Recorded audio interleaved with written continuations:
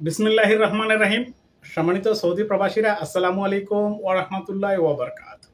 আমি তোফাইল আহমেদ সৌদি আরব থেকে আবারও সৌদি আরবে বসবাসরত সৌদি প্রবাসীদের নিয়ে একটি ভিডিওতে। সম্মানিত সৌদি প্রবাসীরা, প্রতি সপ্তাহের মতো এই সপ্তাহেও আমি আপনাদের সামনে নিয়ে এসেছি সৌদি আরবের আইন শৃঙ্খলা বাহিনীর অভিযানের গ্রেপ্তারের চিত্রগুলো। তবে সবচাইতে একটা খুশির সংবাদ এই যে গত কয়েক সপ্তাহের ভেতর সবচাইতে কম গ্রেপ্তার হয়েছে এই চলতি সপ্তাহে। হয়তো ঈদের কারণে একটু সীমিত ছিল, কিন্তু রোজার মাসে কিন্তু ইতিহাসের সবচাইতে বড় কঠিনতম যে অভিযানগুলো এবং সবচাইতে বেশি গ্রেপ্তার হয়েছিল। ঈদের সপ্তাহ বলে হয়তো একটু কম গ্রেপ্তার, কিন্তু সেটা যদিও খুশির খবর, তবে আশান্বিত হওয়ার কিছুই নেই। কারণ হচ্ছে যে ঈদের সময় আইন শৃঙ্খলা বাহিনীদের অধিকাংশ ছুটিতে থাকার কারণে হয়তো একটু কম, তাও কিন্তু কম নয়। সেখানে 18,407 জন অভিবাসীকে বিভিন্ন কারণে গ্রেপ্তার করেছে সৌদি আরবের আইন শৃঙ্খলা বাহিনী।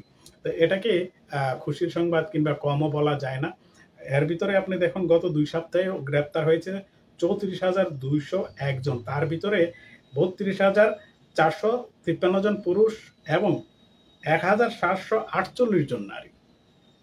তাহলে সেটাকে আমরা কিভাবে খুশির সংবাদ কিংবা কম বলি? এখানে দেখুন যে সৌদি আরবের আকামা জটিলতার কারণে, আকামা সংক্রান্ত কারণে গ্রেপ্তার হয়েছে 12,953 জন, 95 জন, 12,995 জন। আকামা সংক্রান্ত জটিলতার কারণে গ্রেপ্তার হয়েছে 18,407 জনের ভেতর। তার ভেতর আপনার মক্তবুল আমেল গ্রেপ্তার করেছে 3,512 জনকে। এই মক্তবুল আমেল 3,512 জনকে গ্রেপ্তার করেছে। কি কারণে? তাদের কিন্তু আকামা আছে। প্রতিটা ভিডিওতেই কিন্তু আমি বলি যে আকামা থাকলেও আপনি অবৈধ, যদি না আপনি আপনার পেশা অনুযায়ী কাজ করেন, আপনার নিজস্ব স্পন্সর যে আপনাকে ভিসা দিয়ে এনেছে, অর্থাৎ কফিলের কাজ না করেন, বাইরে মালিকের কাজ করেন। তাহলে কি বাইরে সবাই কাজ করে না? হ্যাঁ করে, তাই সাবধানে থাকবেন।